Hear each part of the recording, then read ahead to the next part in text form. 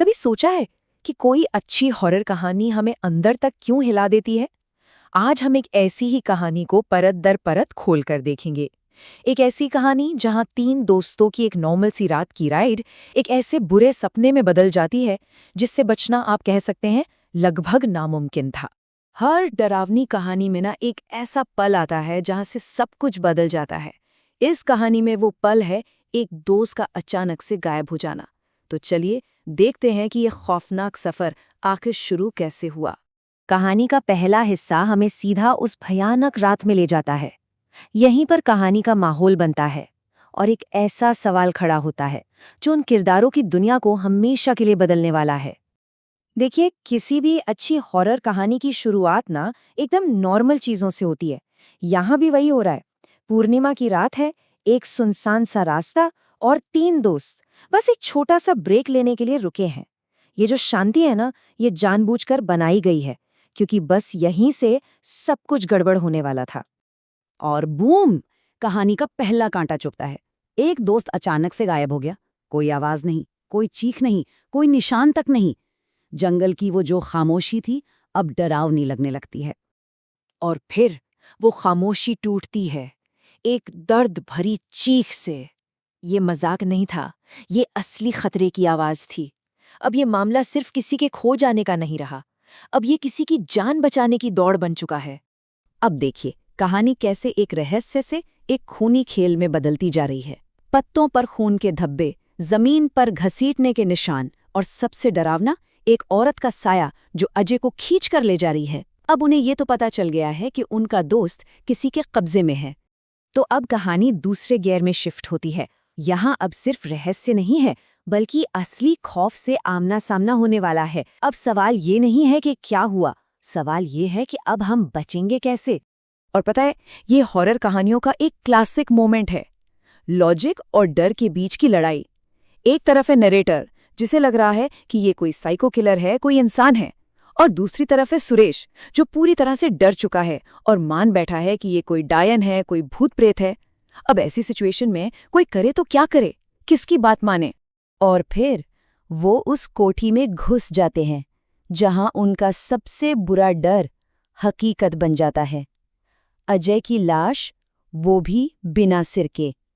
ये वो पल है जिसके बाद वापसी का कोई रास्ता नहीं बचता। अब ये मिशन सिर्फ और सिर्फ जान बचाने का है। और अब कहानी का असली विलन सामने आता है। ये कोई इंसान नहीं है, ये एक ऐसी आत्मा है जिसके हाथ में अजय का कटा हुआ सिर है, और वो सिर बात कर रहा है। सोचकर देखिए वो मंजर। ये कोई खोखली धमकी नहीं है, यही वो लाइन है जो पूरी कहानी को आगे बढ़ाती है। आत्मा ने एक ऐसी मांग रखी है जो नामुमकिन सी लगती है, और नैरेटर के पास सिर्फ 2 ऑप्शन हैं, या तो उसकी मांग पूरी करो या फिर अपने दोस्त की तरह ही मरो। आत्मा को अपनी ताकत दिखाने के लिए एक और शिकार की जरूरत थी। सुरेश का जो भयानक अंत हुआ, वो इस बात का सबूत था कि इस ताकत से भागना नामुमकिन है।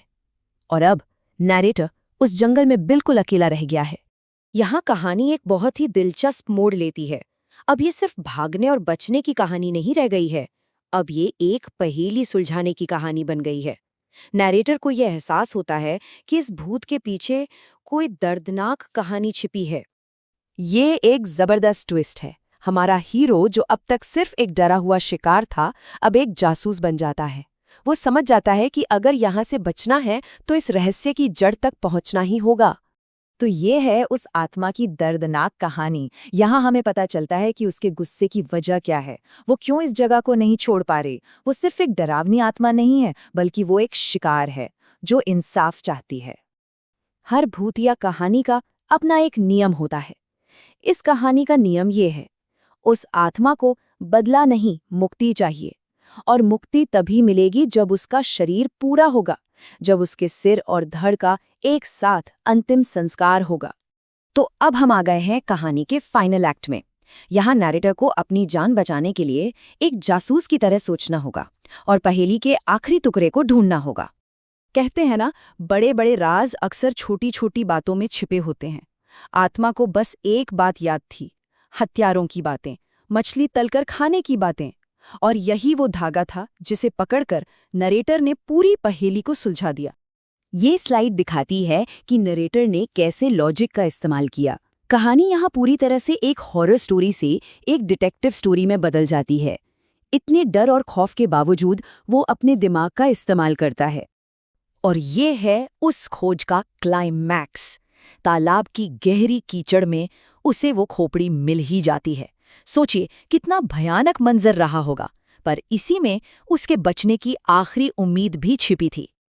ये वो आखिरी कदम थे जो नरेटर ने उठाए आत्मा की शर्त पूरी करने के लिए। तालाब से खोपड़ी निकाली, कब्र से कंकाल निकाला और दोनों का एक साथ अंतिम संस्कार कर दिया। कहानी को एक सही अंत मिला। और बस कहानी खत्म होती है। सुबह का सूरज निकलता है और नरेटर उस जंगल से बाहर आ जाता है।